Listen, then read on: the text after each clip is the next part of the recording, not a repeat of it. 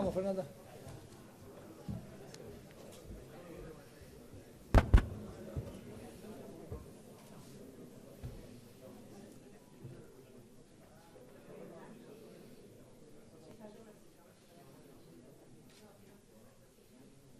¿Para qué? No falta nadie. Demian no sube. Bueno, buenas tardes a todos. Vamos a arrancar. Lo que vamos a hacer hoy es presentar el informe de política monetaria. La verdad que nos juntamos hace pocas semanas para la presentación del programa monetario de este año. En ese momento dijimos que cuatrimestralmente el Banco Central iba a publicar lo que en muchos países del mundo se conoce como el informe de inflación, que aquí lo vamos a llamar el informe de política monetaria. El otro día, en la reunión de G20 con Andy Neumeyer, nuestro economista jefe, estábamos hablando con el presidente del Banco Central de Canadá y nos dijo, no lo llamen informe de inflación, porque en algún momento no van a tener inflación, así que llámenlo informe de política monetaria, así que nos gustó la idea, con lo cual se va a llamar informe de política monetaria. Bueno, justamente como hace ya unos pocos días nos juntamos, esta conferencia de prensa que va a ocurrir regularmente, va a ocurrir cada 3 meses, pero hace unas pocas semanas nos juntamos para hablar de política monetaria. No voy a concentrarme tanto en ese aspecto del informe de política monetaria, sino quizás en los otros, que son el contexto internacional, la actividad económica y precios. Ustedes después pueden, por supuesto, en el informe ver cada uno de los capítulos y, por supuesto, después vamos a contestar las preguntas de cualquier tema que tengan al respecto, ¿no? Así que mi foco en la presentación va a ser, como decía, en estos 3 puntos, que son los que no tratamos hace unas semanas. Y de cualquier manera, como esta es una presentación, ya sepan que este informe va a tener estas características. Estos son los temas que va a tratar habitualmente cada trimestre. Así que repasemos un poquito, entonces, cada uno de estos temas. Pasamos, Laura. Vamos a hablar un poquito del contexto internacional. Por un lado, arrancamos como hacen todos estos informes allí. Vamos a hablar del crecimiento a nivel global. Nuestra conclusión, ahora vamos a ver un par de gráficos, pero nuestra conclusión respecto a este punto es que tenemos una situación de crecimiento bastante normal. No es por un lado ni rutilante, no son años de un extraordinario crecimiento global, pero definitivamente no son años de problemas de crecimiento.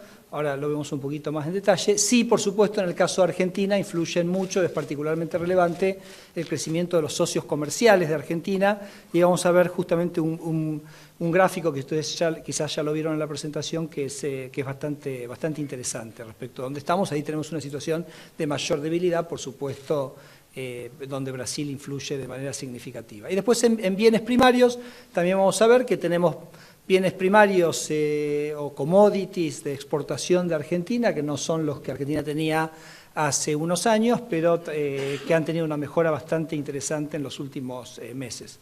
Y después eso sería como del lado real de la economía, y después está el lado de financiamiento, donde las condiciones claramente son muy convenientes a nivel global, realmente son inusualmente interesantes, así que repasemos un poquito eso también. Bueno, este es el crecimiento de países emergentes del mundo y avanzados. Por supuesto, los emergentes hace muchos años que tienen un crecimiento mayor. Fundamental China, que en este momento ya hay un consenso que este año va a crecer un 6,7%, así que la economía china va teniendo un proceso, digamos, de caída respecto de tasas de interés de 2 dígitos que tenía hace unos años. Hay un proceso también muy interesante analizar, que es la composición de gasto de la economía china va cambiando, donde se anticipa que en los próximos años va a caer el porcentaje del PBI chino dedicado a la inversión y concomitantemente va a aumentar el porcentaje dedicado al consumo. Esto es relevante a la hora de pensar los commodities que los distintos países venden a China. Hay commodities que son importantes para el proceso de inversión, hay, por ejemplo, hierro, cobre, y después hay commodities que tienen que ver con el proceso de consumo en China, que esta desaceleración, en cierto sentido bastante suave, que se va produciendo en la economía china en este momento, afecta de menor manera a los países que le exportan bienes de consumo, justamente porque se va produciendo un aumento en la composición o el porcentaje relativo de consumo dentro del gasto chino. En países emergentes, bueno, la economía norteamericana tuvo un crecimiento no tan bueno en el primer trimestre, pero hay un consenso bastante significativo que está creciendo más o menos a un ritmo del 2% por año. Europa también mejorando mucho el crecimiento económico en el primer trimestre, así que yo diría que de manera bastante generalizada la situación es bastante normal, podríamos decir, y definitivamente bajo ningún punto de vista la podríamos considerar como negativa de ninguna manera. Cuando uno va a las reuniones del G20 o a las reuniones de Basilea, lo que ha pasado en los últimos años es que permanentemente las estimaciones se revisan a la baja respecto a estimaciones que se hicieron muy optimistas a la salida de la crisis del 2008-2009, con lo cual uno va a estas reuniones y en general es como el tono es bastante pesimista de estas reuniones, pero es pesimista respecto a las expectativas, no es relativo a lo que verdaderamente está ocurriendo, por lo menos como lo veo yo y lo vemos nosotros en el equipo. Bueno, perfecto, esto es básicamente la situación, no se esperan cambios realmente muy significativos en esto para el próximo año. Una cosa que sí les quiero comentar que es interesante, que también se discute mucho en los foros internacionales, es lo que se llama el comercio que desaparece. Fíjense este gráfico, qué interesante, que es como el crecimiento del comercio, que era un crecimiento que acompañaba mucho el crecimiento del PBI, previo a la crisis financiera internacional, ha tenido una tendencia bastante divergente respecto al crecimiento del PBI en los años posteriores a la crisis financiera internacional. Así que esto también ha sido objeto de mucha discusión en los círculos internacionales. Una hipótesis que me parece razonable es que mucho del comercio que se produce hoy en otros países son comercios de servicios o comercio de conocimiento, que a veces es mucho más difícil medirlos en las estadísticas, pero bueno, ciertamente hay un cambio bastante drástico en estas series que se ha visto. Este es un tema que se discute mucho, como decían, en los foros internacionales. Bueno, les quería mostrar este gráfico, entonces pasamos, digamos, de una percepción del mundo, nuestra conclusión es la que les decía, a mirar específicamente la situación de Argentina respecto al mundo, y este gráfico lo que muestra es, este gráfico están casi como prácticamente todos los gráficos en esta presentación, están en el informe de política monetaria, así que los pueden, cualquiera que los quiera usar, los puede bajar de allí. Este es básicamente el crecimiento del mundo, que son las barras azules, comparado con el crecimiento de nuestros socios comerciales. Es decir, el crecimiento de los países con los cuales Argentina comercia. Ustedes ven acá que típicamente, y también obviamente fundamentalmente por Brasil, el crecimiento de los países con los cuales Argentina comerciaba, o mejor dicho comercia, era superior al del mundo, pero fíjense dónde estamos en este momento, que casi estamos como en el peor momento de esta relación, ¿okay? Que es justamente el peor momento probablemente de la economía brasileña. Las expectativas que hay es que la economía brasileña se esté recuperando, con lo cual esta brecha vaya cayendo, pero les diría, no estamos diciendo nada particularmente extraño, estamos diciendo Brasil está en problemas y básicamente eso es algo que impacta para Argentina, así que queríamos destacar eso, aunque también pensamos que es una tendencia que se va a revertir según las expectativas que hay. Seguimos entonces. Bueno, precio de los commodities, este gráfico está hecho como punto de referencia, diciembre de 2001 igual a 100, la línea roja es el índice de precios de las materias primas que exporta Argentina, ponderado por su participación en el comercio. Como decía antes, tenemos precios que no son los que Argentina tenía en el 2013, están básicamente un tercio por debajo, son precios que son mucho mejores que los que había en la década de los 90, y como ustedes ven sobre el final hay una recuperación que se da en todo, tanto en los metales como en los productos agropecuarios, bastante similar, y eso ha mejorado la perspectiva. Ustedes saben que con el tema de los commodities, desde la teoría es muy concreta respecto a qué es lo que uno tiene que anticipar. A veces preguntan, bueno, ¿qué esperan ustedes para los commodities dentro de 6 meses o 12 meses o un año? Y la teoría económica es muy contundente que el mejor predictor para el commodity en el futuro es virtualmente el precio del commodity hoy, independientemente cuál sea.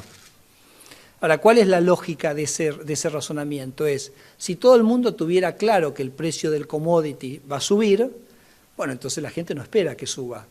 Lo estoquea, lo compra para hacer esa ganancia de capital y por consiguiente ese aumento supuestamente que iba a ocurrir en el futuro de alguna manera se anticipa.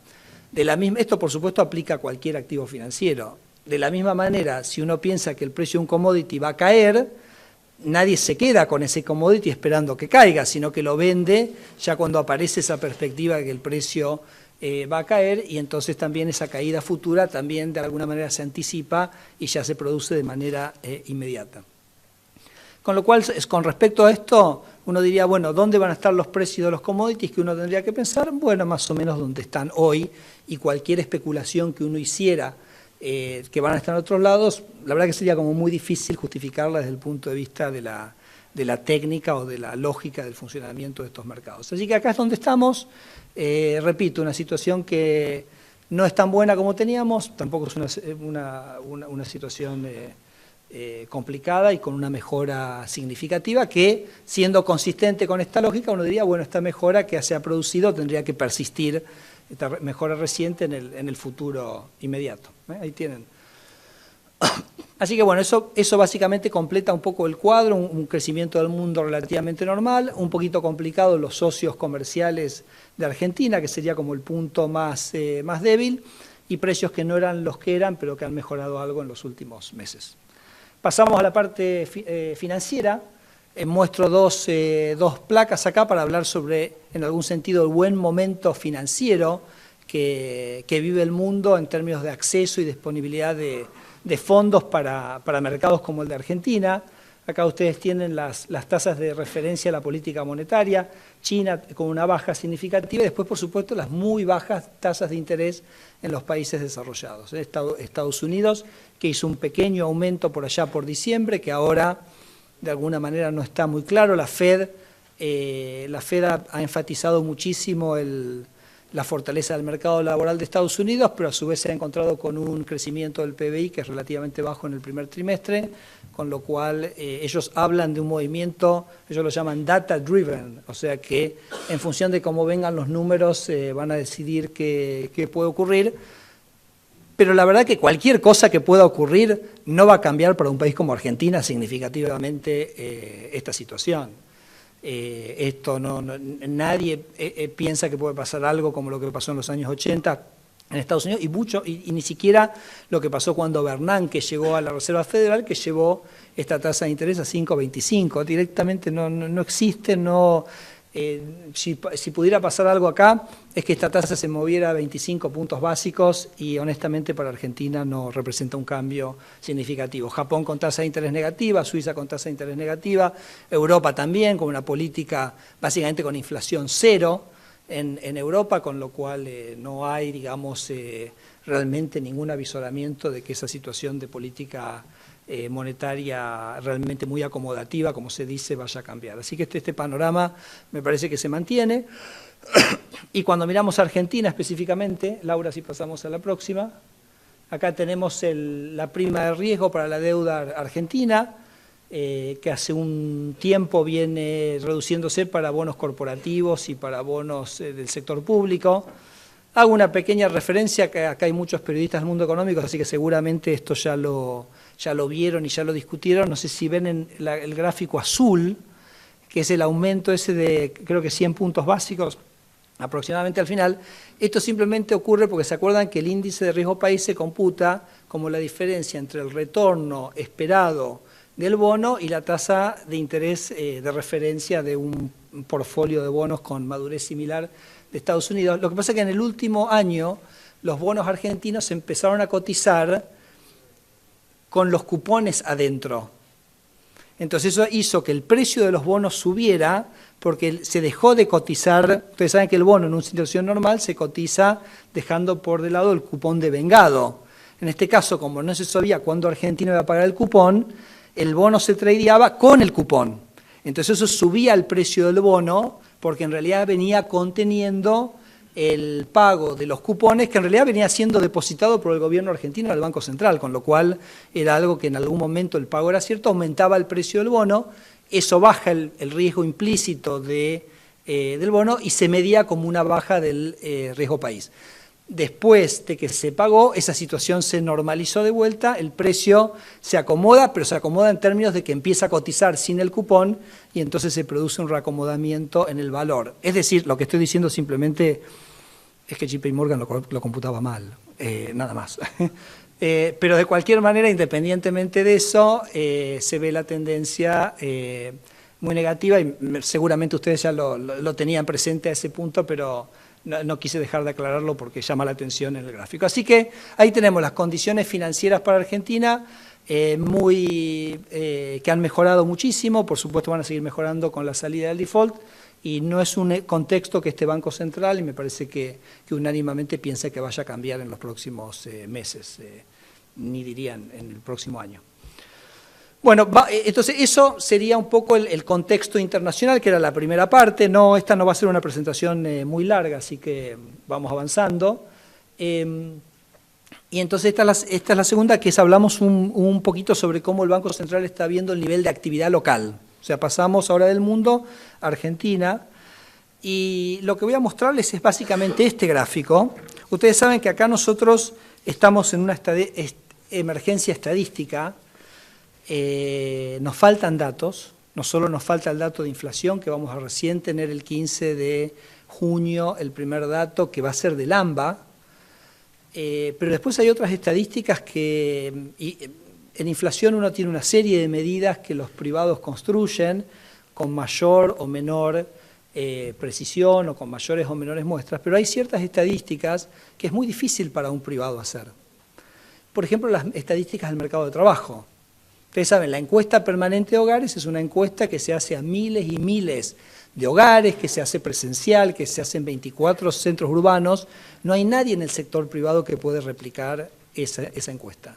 Y esa encuesta es donde salen los números de desempleo, de ese número salen los números del mercado laboral, con lo cual tenemos dificultades nosotros para tener hoy los datos precisos de lo que está ocurriendo en este sentido. Con lo cual yo voy a ser muy quirúrgico, voy a ser muy claro sobre qué es lo que voy a estar mostrando. Voy a estar mostrando cosas muy precisas, cosas que están publicadas, que son válidas, que son lo que son, y que me parece que nos permiten darnos una idea de dónde estamos, pero aclarando, ¿no?, las limitaciones que estamos teniendo en términos de manejo. La emergencia estadística entendemos todos que hacia septiembre de este año va a estar finalizada con todas las estadísticas de Argentina nuevamente ya publicadas, presentadas, normalizadas y veraces y creíbles. Acá estamos mostrando dos indicadores de actividad. Para nosotros es muy importante entender qué es lo que está pasando con la actividad, que ustedes saben, por supuesto, que es una variable relevante para la política económica. Estamos mostrando dos indicadores que ustedes también los conocen muy bien. El primero es el Índice General de Actividad de Liga, publicado por el estudio de Orlando Ferreres, que es un indicador que se sigue hace muchísimos años. Acá están los datos desde marzo del 2006 hasta marzo del 2006 a marzo del 2016. Estamos tomando el primer trimestre primordialmente, y lo que este gráfico muestra es que Argentina desde el año 2011, que es cuando se instauró el cepo cambiario, está en una situación de estancamiento económico. ¿Okay? Y esa es una situación que no se ha modificado ni hacia arriba ni hacia abajo objetivamente en el primer trimestre del año 2016. Ni hacia arriba ni hacia abajo. Es decir, que tenemos una situación que todavía no ha revertido esa situación de estancamiento económico. Ahora vamos a hablar un poquito del futuro.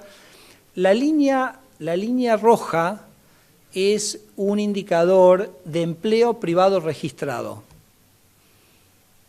Dato clave, ¿no?, en la discusión de Argentina hoy, que es el tema del empleo. Este es el dato que viene de la información de la AFIP, que después se procesa por el Ministerio de Trabajo y genera ese dato fehaciente, claro, sobre la cantidad de empleo privado registrado. También tiene sus limitaciones. Por ejemplo, en este dato no está el empleo informal.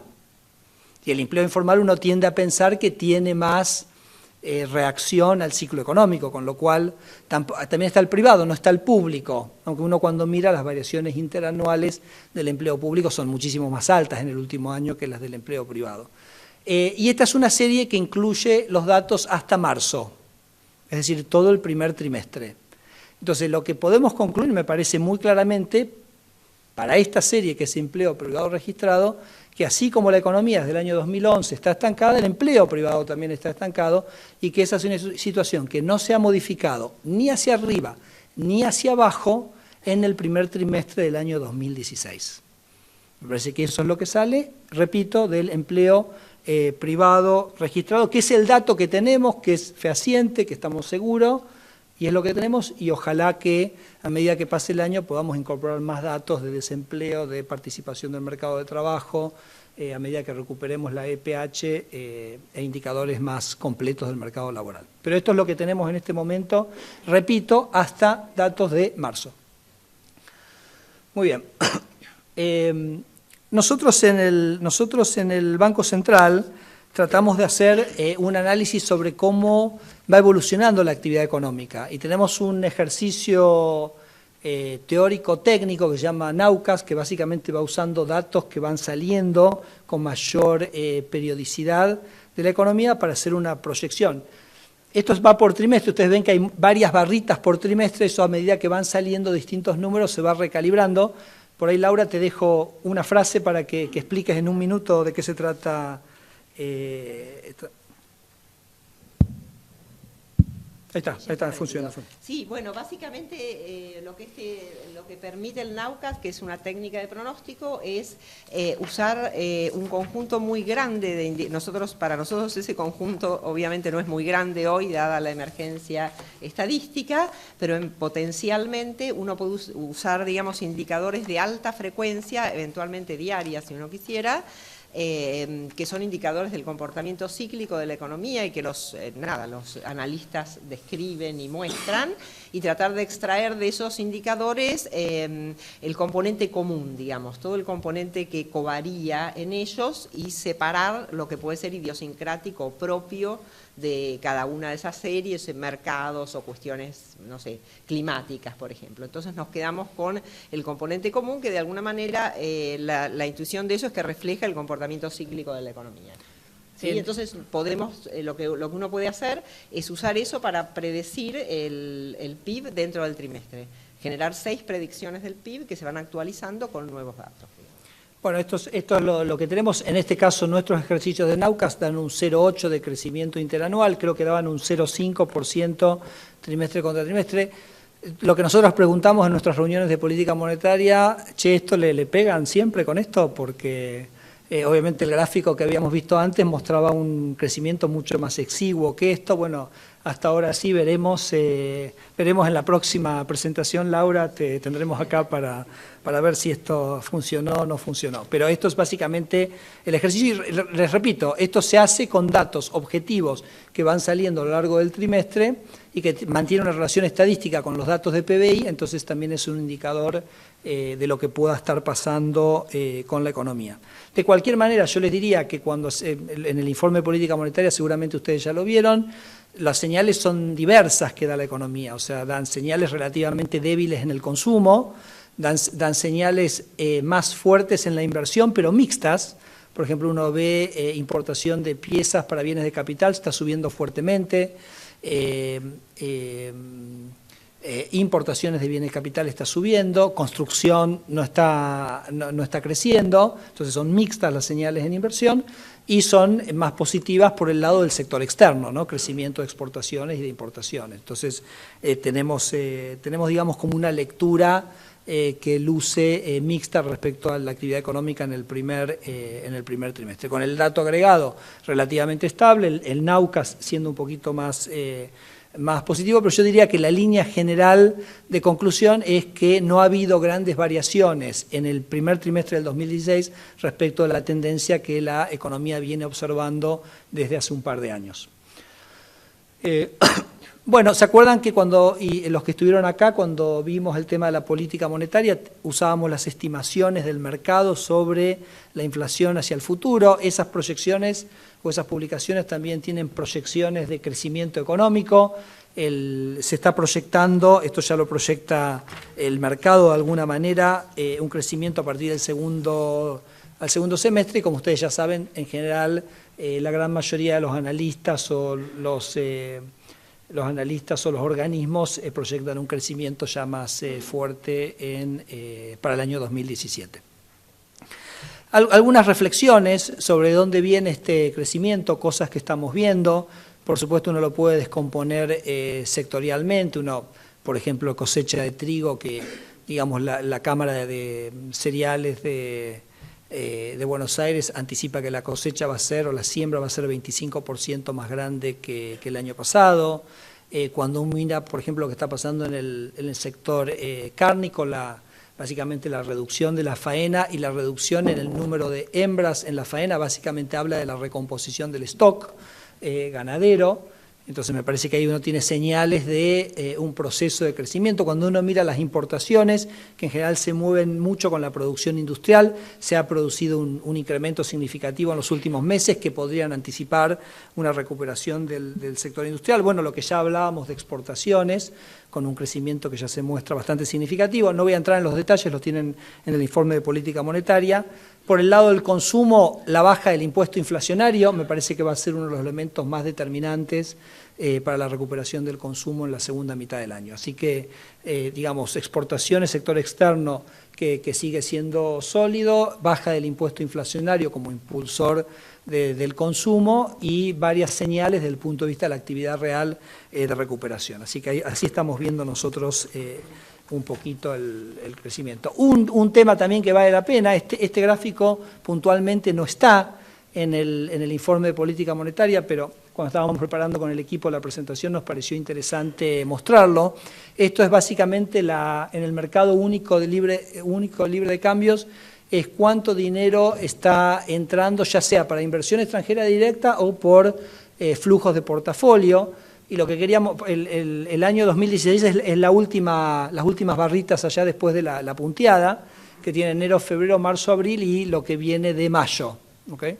Y entonces lo que ustedes ven es que en términos de inversión extranjera directa, estos son las barras naranjas, se ve una tendencia de crecimiento, ya ubica los valores más parecidos a los que teníamos en el año 2013.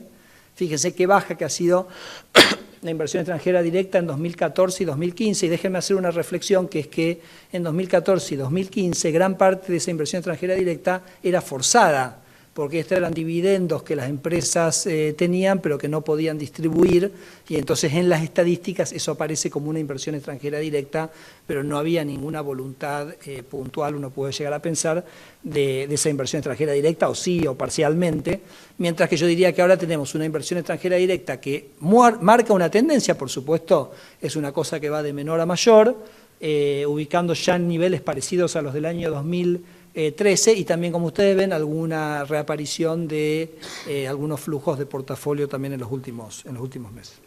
Así que eso también tiene que ver con el proceso de inversión y la recuperación del proceso de inversión, y que me parece que también de alguna manera está detrás de la idea de crecimiento económico en el segundo semestre. Bueno, en términos de precios, vamos a ver un poquito de precios, que sí ya es el punto central de lo que nos compete en esta institución. Lo que ustedes tienen ahí ya lo conocen. Hemos tenido algunos títulos de inflación o algunos números más altos. Nosotros hemos dicho sostenidamente que para el funcionamiento de la política monetaria estamos mirando la inflación subyacente sin los regulados. Ahora vamos a estar viendo un poquito esos datos de los últimos, y además ustedes saben, hoy a la mañana ya lo han visto, salió el número de la ciudad de Buenos Aires, que también así que nos da, es de alguna manera esa medida de inflación subyacente para el mes de abril, con lo cual podemos ver si se confirma aquello que nosotros veníamos diciendo, que veíamos una baja en la inflación subyacente. Así que ahora lo vemos. Ustedes saben, y ahora también lo vamos a ver, las expectativas hacia adelante son significativamente a la baja, así que eso también lo repasamos. Este es el cuadro de inflación de los últimos años en Argentina. El episodio final lo tenemos sobre el final. Estos son datos los mismos que tenemos del informe de política monetaria hasta marzo. Me parece que es un gráfico interesante para ponerlo en perspectiva al proceso de inflación. Pasamos, Laura. Esto es básicamente índice de precios al consumidor, Cava y San Luis. Esto, por supuesto, es lo que llamamos el título total. Y nosotros venimos diciendo que vemos una baja en la inflación relativa febrero-marzo relativo y también abril-marzo relativo a los meses anteriores. Acá, por ejemplo, muestro el promedio de estos 4 números, ¿no? Inflación de San Luis, Capital Federal, diciembre-enero, que fue 4,7, 3,3 en el periodo febrero 16, marzo 16. Ahora vamos a ver un poquito cómo da eso respecto a los números de hoy, pero veíamos esa tendencia un tanto declinante. Sí, pasamos. Esto es justamente el resto. Nosotros hemos hablado varias veces que el índice de inflación de la Ciudad de Buenos Aires, por supuesto que es el índice de inflación de la Ciudad de Buenos Aires, pero tiene un componente muy importante de precios regulados que se han reacomodado, que tienen una especificidad a la Ciudad de Buenos Aires. Es decir, que si uno tiene como objetivo la inflación nacional, no debiera mirar estrictamente el de la Ciudad de Buenos Aires, porque hay precios relativos, subsidios que se habían concentrado en el área metropolitana, que básicamente al levantarse van a generar un reacomodamiento del precio relativo entre Ciudad de Buenos Aires y el interior. Esto lo hablamos extensamente en la presentación anterior. Justamente ese reacomodamiento es lo que permite que se bajen impuestos que afectaban primordialmente al interior y entonces que el nivel de precios en ese lugar o el aumento del nivel de precios sea menor y entonces me parece que es importante o en el caso de Ciudad de Buenos Aires mirar el resto para no tener ese componente particular, o mirar algún índice nacional, que nosotros lo hemos hecho porque el INDEC es el único índice en algún sentido que ha avalado, que ha mirado la metodología, ha visto que está bien hecho, que es el de San Luis. Entonces hemos estado jugando con el de San Luis y el de la Ciudad de Buenos Aires para entender el fenómeno. No, perdón, Laura. No pasa nada. Anterior. Entonces, esta es la inflación resto. La inflación resto en la Ciudad de Buenos Aires, que en algunos lados se llama la inflación subyacente, saca de la inflación lo que se llaman los precios estacionales. Pueden ver en el informe, está explicitado y de hecho hay un apartado que explica justamente la construcción de esto, y los regulados. Entonces es como el devenir normal del resto de los precios. Nosotros habíamos visto un pequeño aumento en esto entre febrero y marzo. Nosotros fue en marzo cuando realmente, entonces hicimos la política monetaria bastante más contractiva. En el número que salió hoy a la mañana del resto de Capital Federal dio un número de 2,8. 2,8. Entonces fíjense que ubica ese número ya en el número más bajo desde noviembre, ¿no? Entonces nosotros veníamos diciendo en los comunicados semanales del EVAX que veíamos una baja de la inflación subyacente. Por supuesto miramos distintos indicadores, miramos por ejemplo, nosotros miramos indicadores de precios de supermercados que están bastante por debajo de 2,8. De hecho, cuando uno mira hoy el reporte de inflación de Ciudad de Buenos Aires, alimentos y bebidas da 1,8. No 2,8 sino 1,8, es decir que teníamos una diversidad de números que estábamos mirando que de alguna manera se han validado en este número ya con una inflación subyacente en ese valor de 2,8 que como digo es el más bajo desde noviembre. Más allá que ustedes saben que el número headline por el impacto de tarifas ha sido significativo, 6,5 fue el número que dio Ciudad de Buenos Aires hoy a la mañana. Ya de cualquier manera bastante anticipado. Nos faltaba justamente saber cómo iba a dar este componente de resto que habla de la inflación subyacente. Pasamos al siguiente. Esto es un poquito para que tengan una idea de cómo ha sido la descomposición. Este gráfico muestra la incidencia en cada uno, estos también están en el informe de política monetaria, cómo ha sido la incidencia de los bienes en resto, de los regulados y de los estacionales en los índices de precios de enero, febrero, marzo. Bueno, ahora ya se podrá computar también a partir de hoy el de abril, que por supuesto tiene un componente mucho más grande de regulados, ya que esto no es cuánto aumentaron, sino la incidencia, es decir, cuánto aumentaron multiplicado por la ponderación de cada uno de estos ítems en el índice de precios. Por ejemplo, en marzo resto fue 3,5%, pero multiplicado por la participación del resto en el índice, tiene una incidencia del 2,74. Así que acá se ve, por ejemplo, el 1,49, que eran las tarifas eléctricas, que fue el cambio primordial que hubo en el índice de precios en febrero del año 2016. Bueno, seguimos. Bueno, un gráfico que es hacer también un análisis, también acá son los datos que tenemos en el informe, estos también son números que tenemos hasta marzo, ahora los podemos en el caso de Ciudad de Buenos Aires actualizar al número de abril. Argentina venía con una tendencia bastante estable de una inflación del 2% mensual. Lo que tenemos en la línea azul es cómo han ido evolucionando los precios desde lo que decimos el comienzo, digamos, de la normalización de la situación económica. Entonces, hasta marzo se había adicionado una brecha del 8,7% a los precios. Nosotros cuando interpretamos que eso en realidad vino aparejado con reacomodamientos de precios relativos realmente muy significativos, consideramos que de alguna manera es un tributo a la política monetaria que ha implementado este Banco Central, de ser bastante contractivo y entonces en cierto sentido ha contenido el impacto de esos precios relativos sobre la inflación en su conjunto. Es decir, hemos tenido reacomodamientos importantes del tipo de cambio, reacomodamientos importantes en el precio de los servicios públicos, hemos eliminado las retenciones, todas cosas que estaban apuntadas a recuperar el proceso de crecimiento de Argentina, pero ustedes saben, cuando se elimina la retención también el precio doméstico aumenta de manera significativa, es decir, que es no solo el impacto de la modificación del tipo de cambio, sino la reducción de las retenciones. Bueno, todo eso hasta el mes de marzo tenía básicamente un impacto adicional sobre los precios del 8,7 que uno, por supuesto que nunca, ningún punto de inflación es indiferente para este Banco Central, pero repito, dada la magnitud de los ajustes, en algún sentido se mantuvo algo contenida y creemos que es gracias a la política monetaria implementada. Seguimos a la próxima. Acá un tema que se ha discutido mucho, que es, hago un par de comentarios sobre justamente la idea esta del pass-through, cuál es la relación entre la modificación del tipo de cambio y los precios que están asociados al tipo de cambio sobre el nivel general de precios. Y acá comparamos la experiencia de enero-mayo del 2014 con la experiencia de diciembre-abril del 2016, diciembre del 2015, abril 16.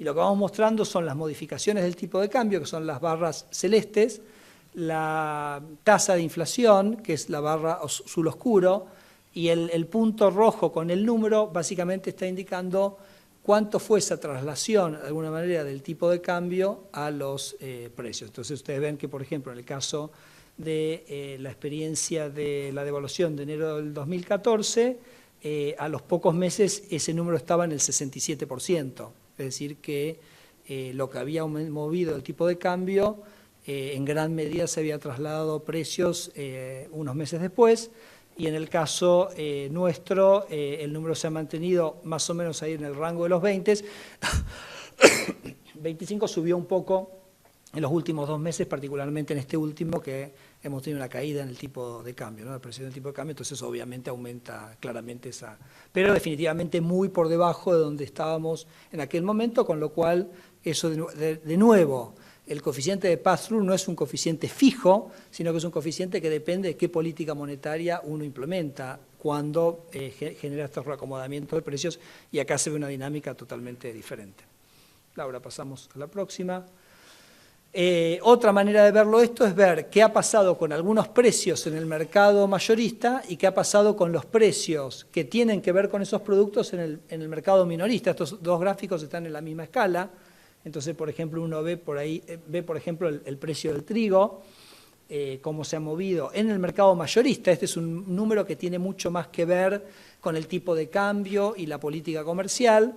Y del lado derecho uno tiene cómo se ha modificado en estos meses, por ejemplo, el precio de panificados y cereales, ¿no? Entonces también acá uno ve que la traslación de estos precios del mercado mayorista al mercado minorista quizás no ha sido tanto como uno hubiera imaginado. Quizás en carnes se ve que es la línea roja, se ve una relación un poquito más directa.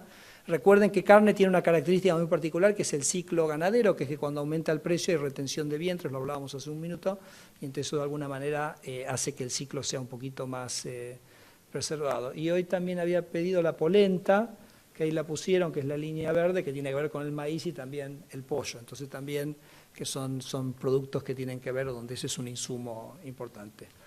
Así que, bueno, ahí básicamente mostramos esta, acá se ríe el equipo, pero que había pedido la polenta, pero bueno, no sé, a los chicos le damos polenta. Bueno, muy bien. Un dato interesante, nosotros hemos hablado que el régimen, esto lo que está discutido, el informe de política monetaria tiene básicamente la descripción, contexto internacional, situación de actividad económica, situación de precios, pero van a ver que tiene una serie de que llaman apartados, que son quizás como algunos análisis en mayor profundidad. Ahora voy a hablar de un par de esos apartados que simplemente les quiero llamar la atención, quizás en algún momento quieren leerlos y me parece que tienen algunos datos interesantes. Uno de los primeros apartados es ver cómo los regímenes uno de los apartados que no comento es sobre cómo funcionan los regímenes de metas de inflación y qué resultados han tenido. Uno tiene que ver justamente con esta relación entre el tipo de cambio y los precios en un régimen de metas de inflación con tipo de cambio flexible. Y entonces ahí lo que está analizada la experiencia de la mayoría de los países latinoamericanos, cómo ha ido, a medida que los bancos centrales han ido generando credibilidad en esos países y han ido generando un ancla al proceso inflacionario a partir de su propia política, cómo el tipo de cambio se empezó a desacoplar, ¿no?, de la política monetaria. Y fíjense este número que es realmente impactante, ¿no?, que es la relación entre la tasa de emisión monetaria y la tasa de movimiento del tipo de cambio, que era prácticamente uno en los años 80.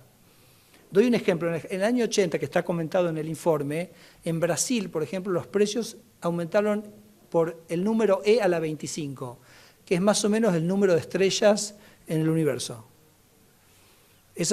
Argentina no lo podemos usar porque no nos alcanzan las estrellas, entonces por eso usamos Brasil, ¿okay?, para el ejemplo. Entonces, claro, ahí había un proceso inflacionario generado por un déficit fiscal que generaba un aumento general de todos los precios en la economía y entonces hacía que todos los precios se movieran de la misma manera, porque digamos, lo que generaba esa inflación, ese proceso de financiamiento de dominancia fiscal. Entonces, claro, cuando uno mira esos datos, dice, bueno, pero la relación entre estas dos variables es 1, porque todo se está moviendo.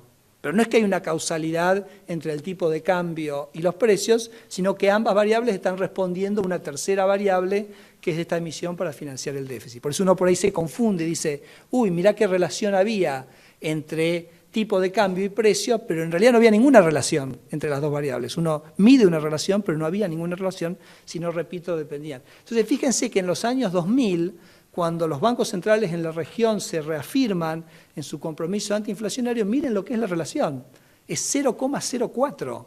Es decir, directamente no hay ninguna relación entre el proceso inflacionario, y estos son datos, esto es real, esto es una realidad de nuestros vecinos. Me gusta mucho dar el ejemplo, no sé si lo hice, seguramente lo hice, así que le pido disculpas si me repito, en la otra presentación, que es el caso de Colombia. Colombia en el año 2015 tuvo el 50% de las exportaciones de Colombia son petróleo, y el precio de petróleo se cayó de 100 a menos de 30, es decir, un shock de términos de intercambio realmente formidable tuvo la economía colombiana. ¿Qué pasó en la economía colombiana? El peso colombiano se depreció un 70%, el índice de precios se fue de 4 a 7, la inflación se fue de 4 a 7% y la economía siguió creciendo más del 3% ese año. Es decir, a pesar de un shock negativo muy significativo que tuvo la economía colombiana pudo mantener ese crecimiento relativamente estable y crecimiento del empleo a partir de tener esta capacidad de acomodarse, que es lo que da el tipo de cambio fijo, sumado a un ancla monetaria que da el Banco Central. Así que les quería mostrar, esto es uno de los apartados, tienen esta discusión más técnica, más desarrollado. Perdón, ¿qué dije? ¿Qué dije? ¿Fijo, hijo? Bueno. Gracias. Pasamos a la próxima.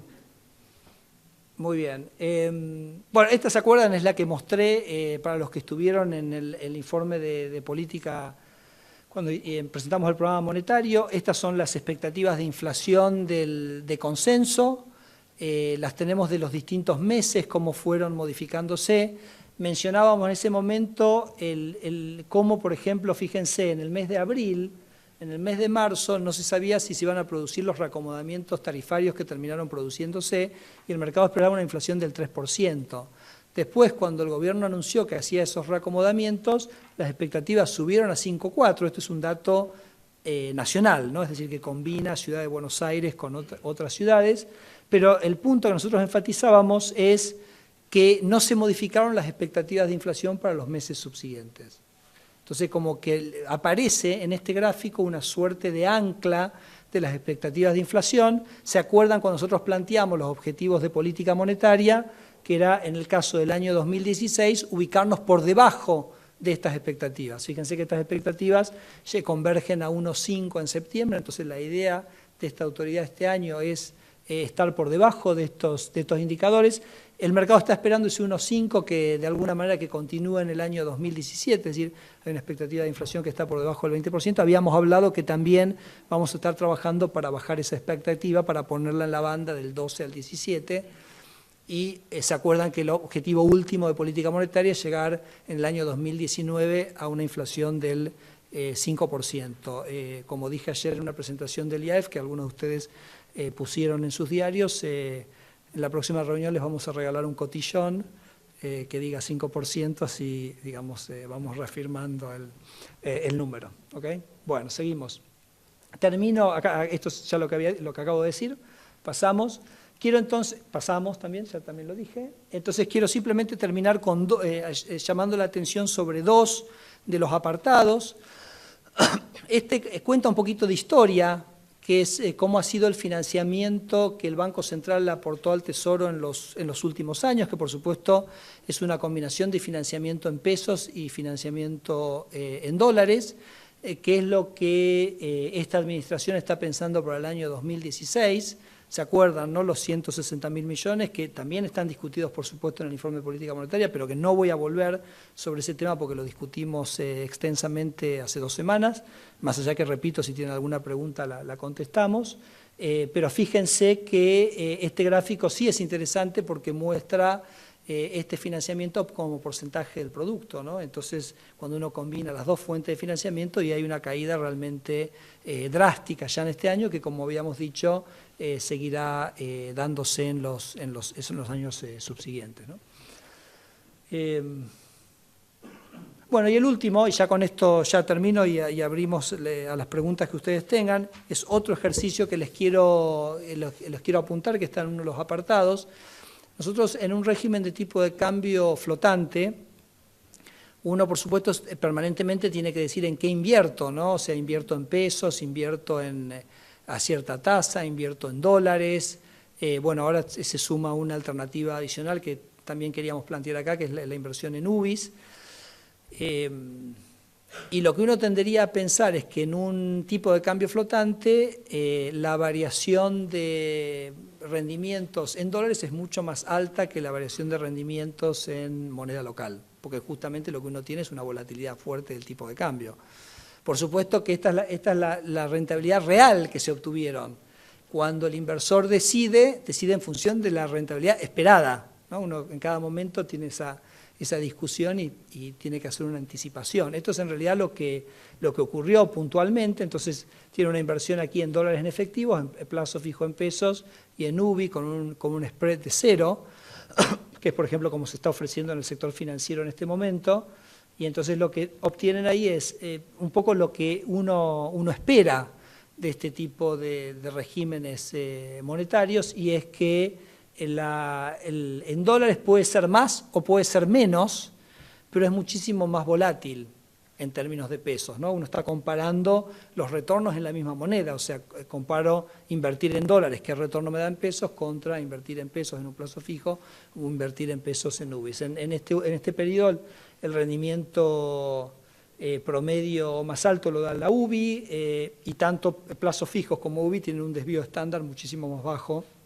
Nosotros pensamos que esto es una característica que se va a seguir dando. Por supuesto, si uno hiciera este gráfico o este cálculo en términos de poder adquisitivo, del dinero, claramente en UBIs tendría una volatilidad que no es exactamente cero, porque la UBI tiene cierto desfasaje en términos de su proceso de actualización, pero sería claramente el que tendría el menor desvío estándar. Así que, les repito, el informe tiene un apartado donde se hace esta discusión. Me parece que es un ejercicio bastante interesante para ver qué ha ocurrido con este tipo de activos. Así que yo termino acá, me sumo acá a la mesa con mis colegas del staff del Banco Central y contestamos entre todos sus preguntas.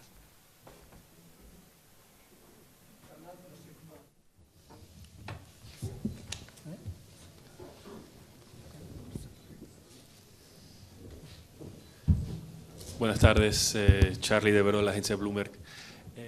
Quería saber si se podría confirmar un rumor que se está pensando en subir los encajes bancarios para absorber más pesos.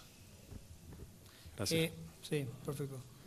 Antes de arrancar, me parece que vale la pena que les cuente quiénes están acá en la mesa conmigo. Es, a mi izquierda Mariano Flores Vidal, que es el gerente general del banco. A mi derecha Andy Neumer, que es el economista jefe, el subgerente general de investigaciones económicas, y después tenemos dos gerentas del área de investigaciones, Laura D'Amato, aquí a mi derecha, que ya la escucharon con Naucast, y Fernanda Martigena, que es la persona que nos sigue el tema de coyuntura.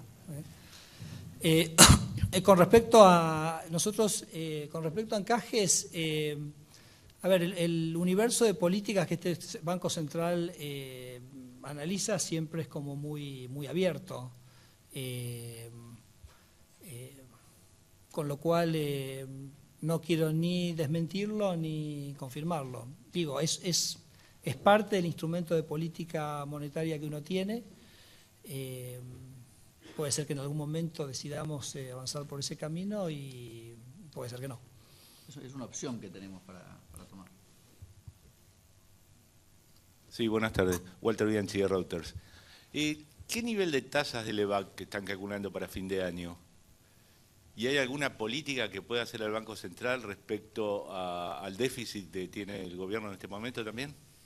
No, con respecto contesto rápidamente, con respecto al tema del déficit, no es un área nuestra. Por supuesto que para nosotros el elemento central que tiene esa relación con el Tesoro es justamente ese monto de transferencias que nosotros hemos acordado, que yo lo expliqué cuando anunciamos el programa monetario, que son los 160.000 millones, que fue acordado en enero, se fue anunciando, de hecho el ministro de Hacienda lo fue anunciando. Nosotros habíamos decidido que el plan financiero y el plan monetario se iban a anunciar después de tener un acuerdo con los holdouts, y ustedes habrán visto que después ese número terminó siendo confirmado tanto en el plan financiero como en el nuestro, ¿no? Entonces, desde el punto de vista nuestro, lo relevante es justamente ese número en lo que hace a nosotros.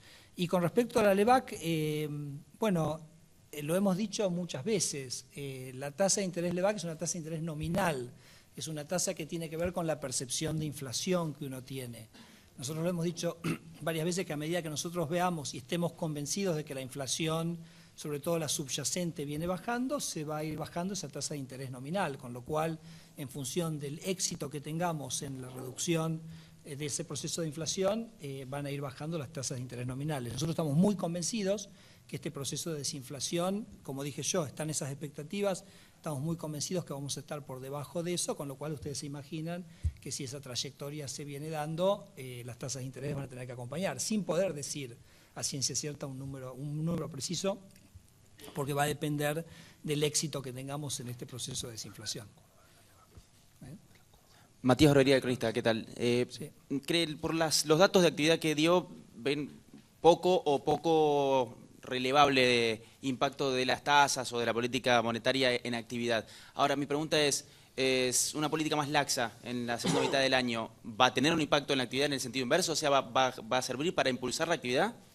Es una buena pregunta, ¿no? Porque Argentina tiene un sector financiero, tiene que ver mucho con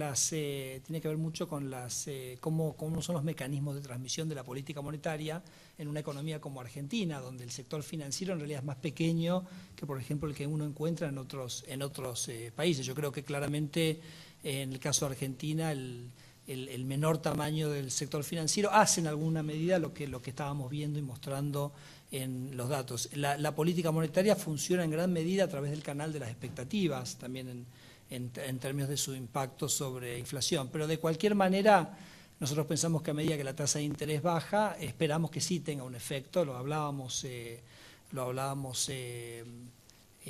términos de recuperación en el segundo semestre, y recordemos que dijimos que más allá que tenemos una situación relativamente estable en el primer trimestre, la situación sectorial es diferente. Entonces, por ejemplo, pensamos que una baja en la tasa de interés, por ejemplo, en el sector construcción tendría un impacto, me parece que sería más visible, ¿no? Así que pensamos que sí, pensamos que va a tener un impacto positivo que acompaña, digamos, los cambios estructurales o el efecto de estos cambios estructurales ya implementados. Sí, Néstor Sibona, de La Nación. A la inversa de la pregunta y respuesta anterior, yo les quería preguntar hasta qué punto con un sistema financiero chico, con depósitos y préstamos bajos en relación al PBI, descansar en la política monetaria para bajar la inflación no puede ser insuficiente, sobre todo frente a la historia de casi 10 años de inflación de 2 dígitos y también el componente de economía informal que tiene la economía argentina. A ver,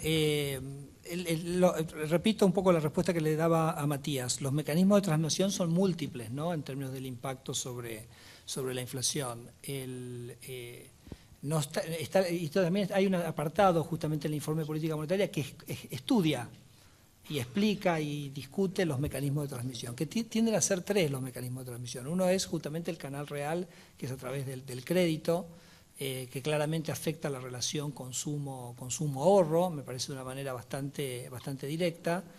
Por supuesto que hay un efecto también sobre el tipo de cambio, ¿no? O sea, hay obviamente el nivel de tasa de interés también impacta, entonces hay un efecto a través del tipo de cambio, pero para nosotros el efecto más importante es a través del efecto de expectativas.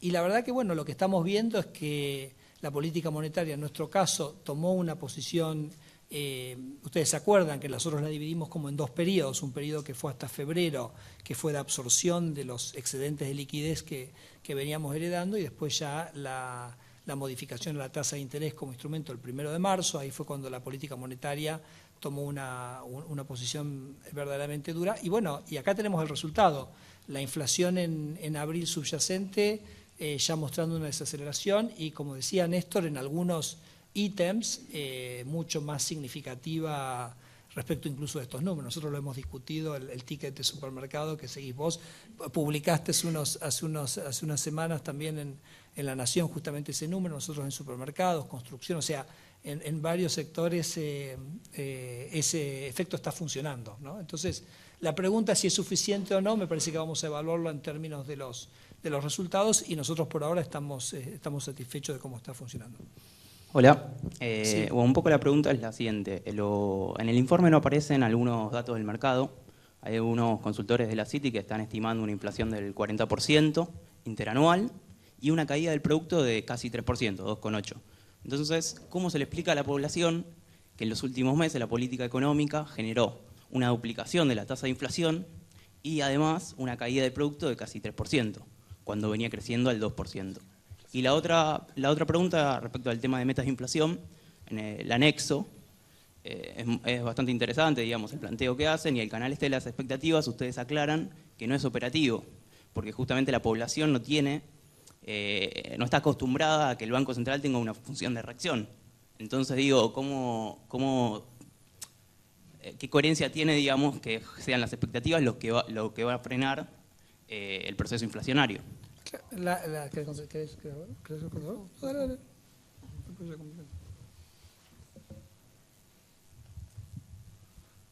Entonces, ¿cómo era la primera pregunta? Tenía que ver con la inflación, ¿no? Y la inflación, como vimos, tuvo como una subida temporaria en los primeros meses del año por los reacomodamientos de precios y por eliminar algunos precios que estaban como atrasados, que eran como inflación reprimida, con cambios tremendos en estos precios que inciden bastante en el IPC, 600% de gas, como cifras monstruosas para gas, electricidad, agua, etc. Entonces, cuando miramos la inflación para atrás, estos índices subieron por estos aumentos puntuales de algunos precios. Si miramos para adelante, eso es distinto, y también vemos que la inflación medida mensualmente a través de la inflación subyacente no se disparó y está bajando ahora. Con respecto a las estimaciones del producto, como dijo Federico antes, es muy difícil saber lo que es. En este momento en Argentina es muy difícil saber cuánto es el empleo, es muy difícil estimar el producto. Nosotros sinceramente creemos que las únicas medidas fehacientes, como dijo acá Federico, son las que están en el informe, y es muy difícil para un consultor privado tener los recursos para poder estimar de una manera fehaciente y confiable índices de empleo, incluyendo el informal, que es por ahí 1/3 del empleo, y también es muy difícil estimar el producto. Entonces,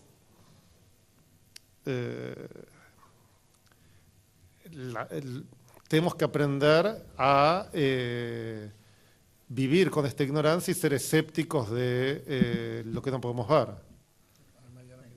Hola, ¿se escucha?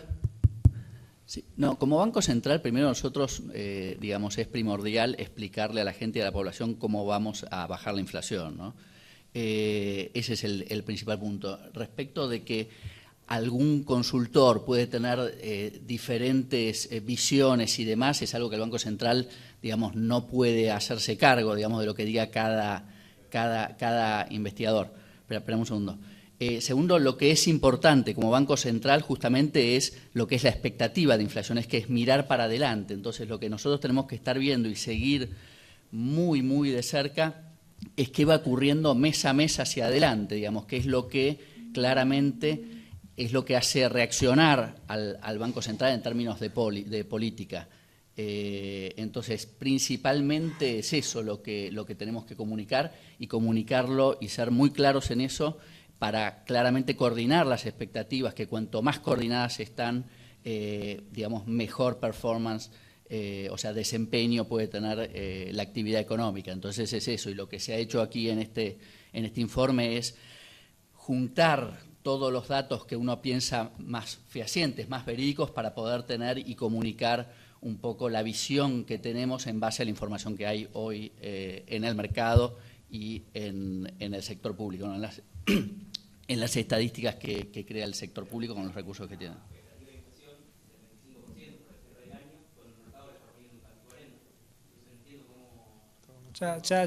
Digamos, este tema ya se habló, la expectativa de mercado es de 33,4, digamos que nuestro objetivo era acercar eso lo más posible, pero acordate que ese 33,4 implica una desaceleración muy fuerte en lo que resta del año y que vamos a ponernos como objetivo.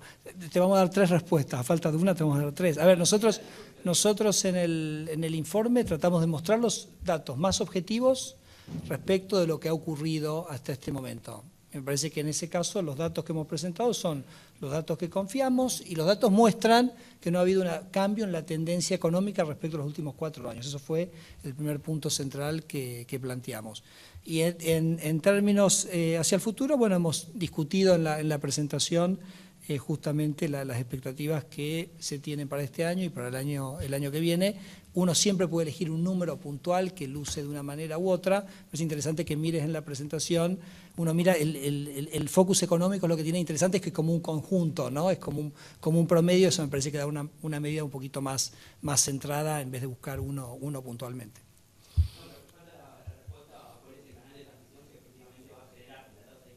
Lo charlamos, lo contesté a Matías y a Néstor, que son varios los canales de transmisión, que son el canal de expectativas, el canal real y en algún sentido el...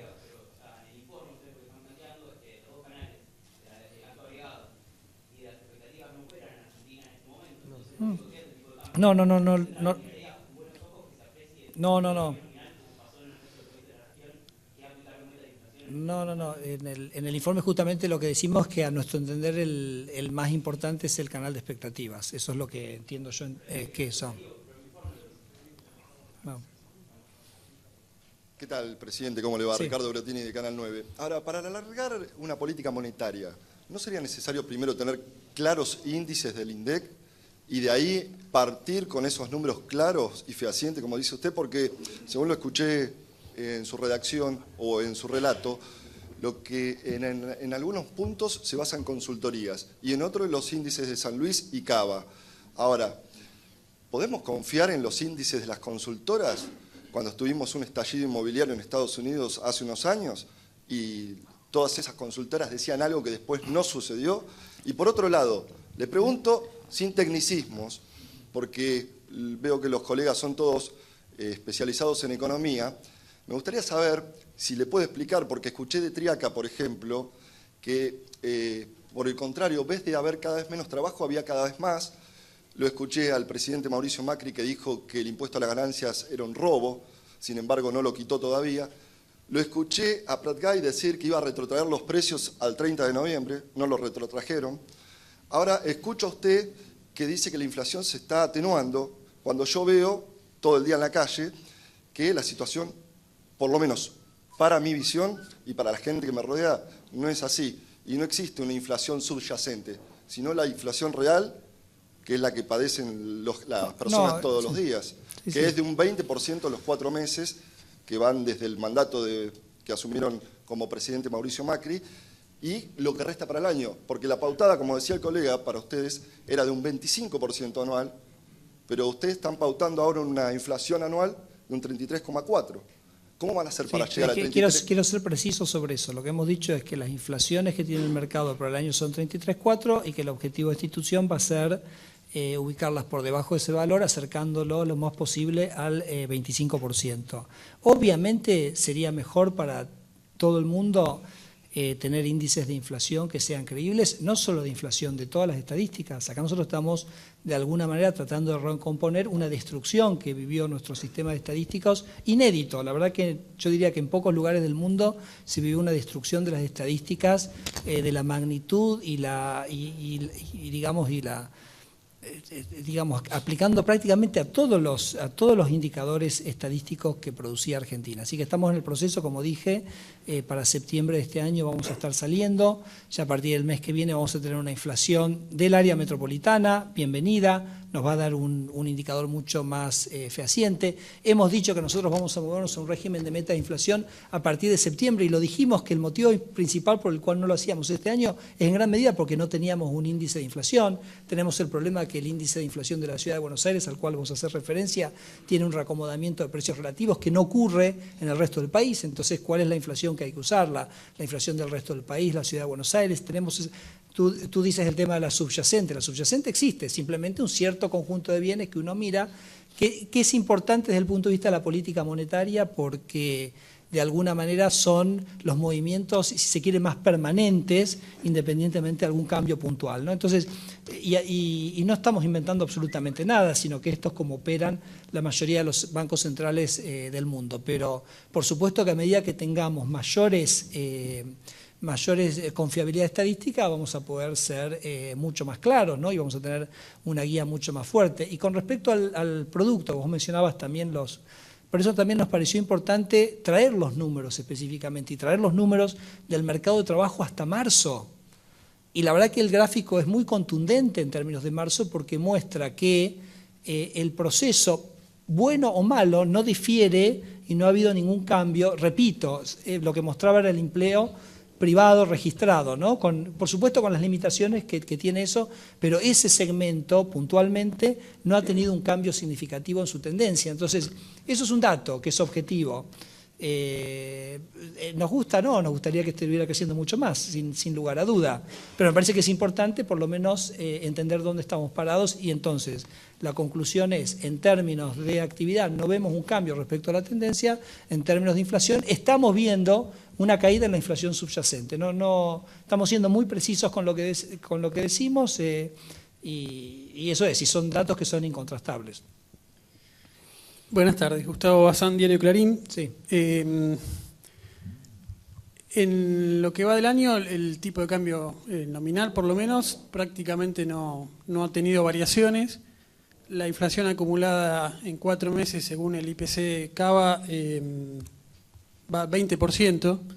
Quería preguntarle si ustedes ven eso como un potencial problema de atraso cambiario, más allá de que usted ha dicho varias veces que quieren disociar el dólar del resto del tipo de cambio, del resto de la economía. Segunda pregunta muy breve, no entendí, se me escapó a mí, me distraje, posiblemente en el Nowcast, el 0,8% que estaba expresando, variación interanual.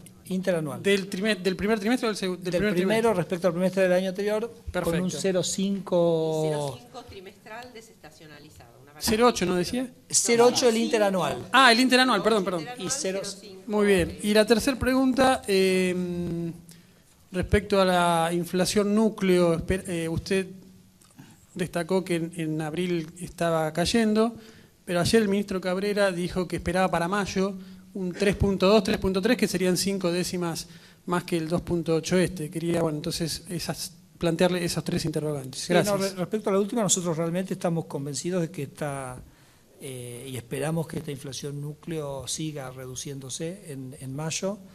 Con respecto al tipo de cambio, ha tenido mucha volatilidad. Dijiste, no se ha modificado el tipo de cambio, ha tenido mucha volatilidad, ¿no? O sea, subió, después bajó. Me parece que eso es lo natural que ocurra en un régimen de tipo de cambio flotante.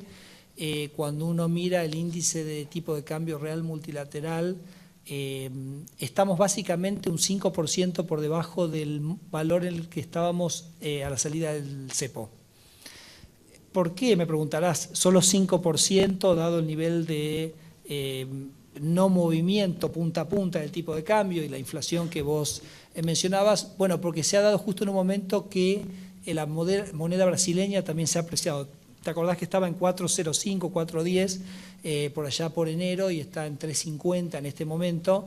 Y eso es básicamente lo que ha hecho que, de hecho, el tipo de cambio real con Brasil prácticamente está igual, ¿no? que el día que salimos del cepo. Entonces, esa es la situación. Lo discutimos, creo, la otra vez, qué margen tiene el Banco Central para operar sobre el tipo de cambio real.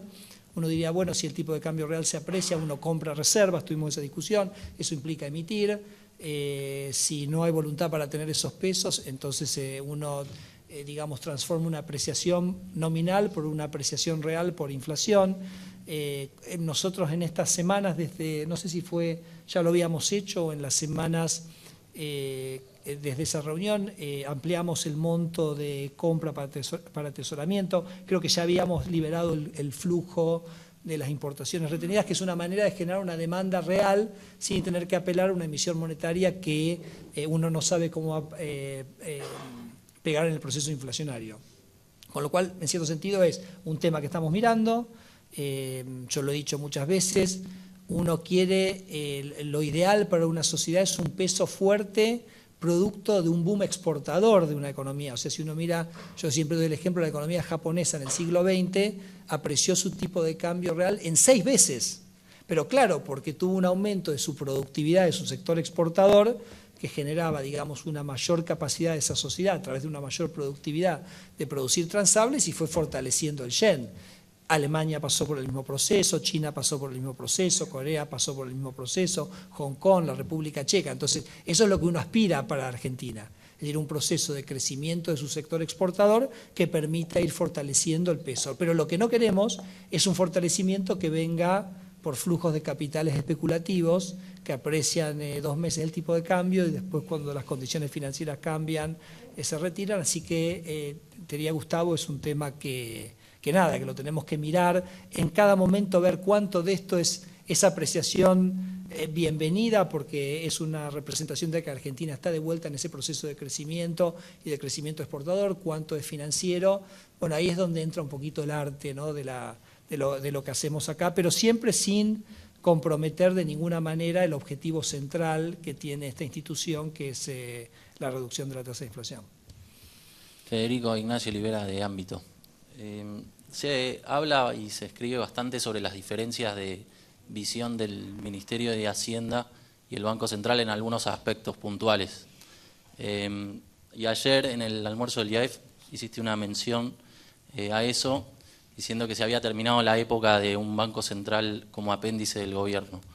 ¿Qué sensación te produce a vos cuando escuchás estas cosas, cuando se habla de algunas tensiones que hay entre el Ministerio y el Banco Central, y si a vos te lleva parte de tu tiempo, digamos, tener que frenar, ponerle o defenderte de algunas presiones desde el Ministerio? La verdad que no me lleva nada del tiempo, porque primero arranco con una visión o un comentario que tiene que ver con que en realidad las visiones acá son muy compartidas. O sea, la visión de que Argentina tiene que tener un banco central independiente es muy compartida por todo el Ejecutivo, empezando por el ministro de Hacienda, que fue presidente, estuvo sentado en esta silla durante mucho tiempo y entiende el valor de la independencia del Banco Central.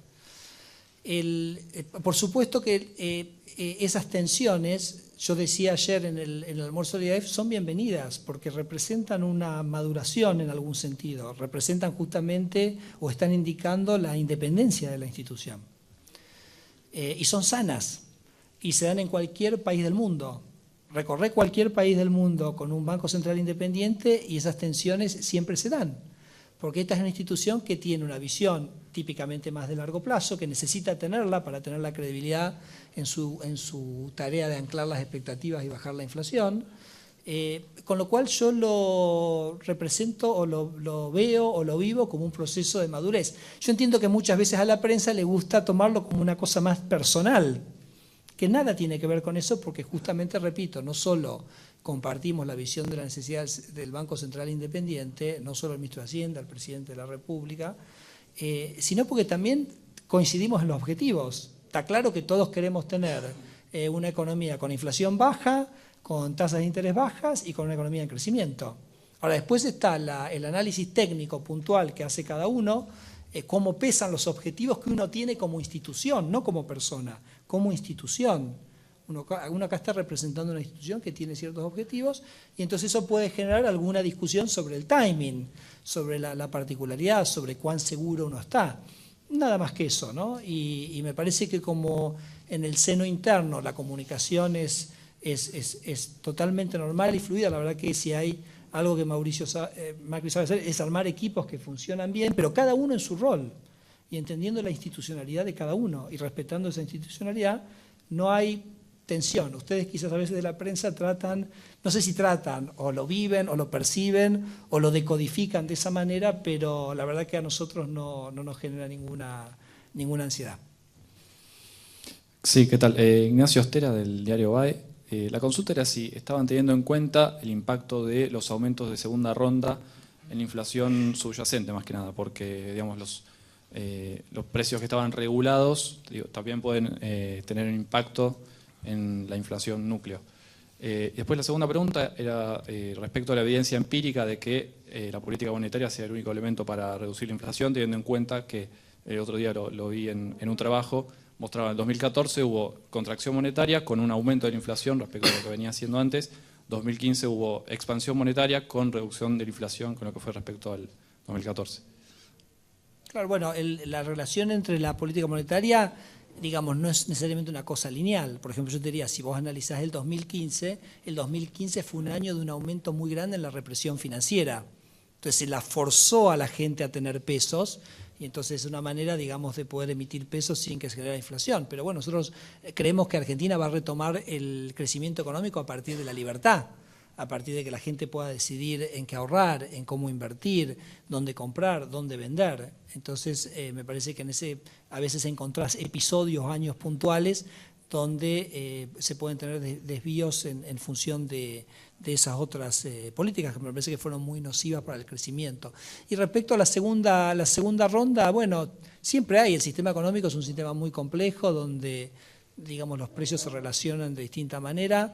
En última instancia, los precios tienen que ver con el nivel de liquidez agregado que tiene la economía, sobre eso estamos operando. Estamos sintiendo que estamos reduciendo la inflación subyacente y por supuesto que ese 2,8 que estamos mencionando tiene un porcentaje que es efectos de segunda vuelta, otros que serán de primera vuelta, otros que serán de tercera vuelta y bueno, es una amalgama, ¿no? Sí, últimas dos preguntas. ¿Qué tal, presidente? Buenas tardes, Fernando Alonso de la TV Pública del Noticiero. Quería preguntarle si me podría dar alguna apreciación un poco mayor sobre el índice de consumo, cómo se ha comportado de diciembre hasta hoy, y cuál es la proyección que tiene, y las reservas.